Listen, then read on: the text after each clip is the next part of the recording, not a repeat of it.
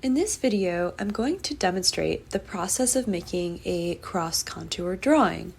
This type of drawing may appear to be really technical and intimidating if you've never done it before, but we're going to go through this step by step and approach it in a way that is very loose, gestural, and intuitive. First, you're going to begin with a very basic line drawing.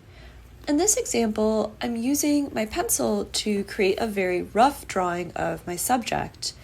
In these beginning stages, I'm working very quickly and loosely and really just trying to capture an overall sense of proportion.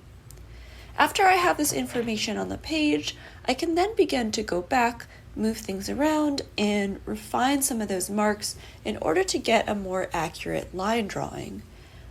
Once I'm happy with the way that this line drawing looks, it's time to begin adding in my contour lines.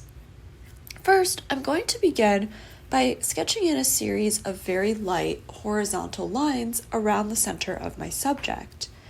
In cross-contour drawing, my goal is to draw a series of lines across the form in order to visualize depth and volume. You could almost imagine that you are wrapping a series of strings across the surface of your subject and observing as those strings shift and bend as they move across the form.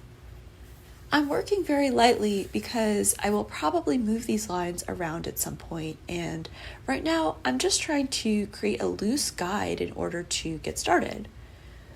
As I keep working my way around the center of this teapot, I'm feeling a little bit more confident about where things are sitting, and I'm going to start to darken some of those sketchier lines.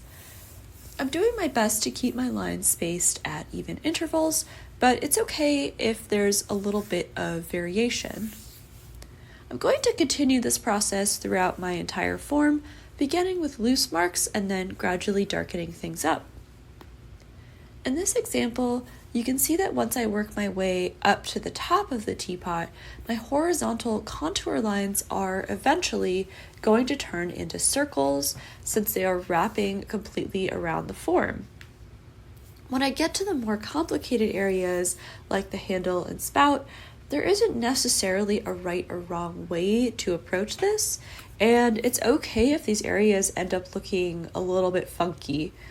I'm approaching these areas by continuing to imagine that I'm tracing a path across the surface and observing any moments where the shape bends or curves.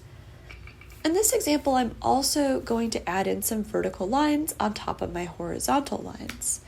I'm pretty much just using the same approach here, dragging those lines across the surface and imagining how they would bend over the curvature of the teapot.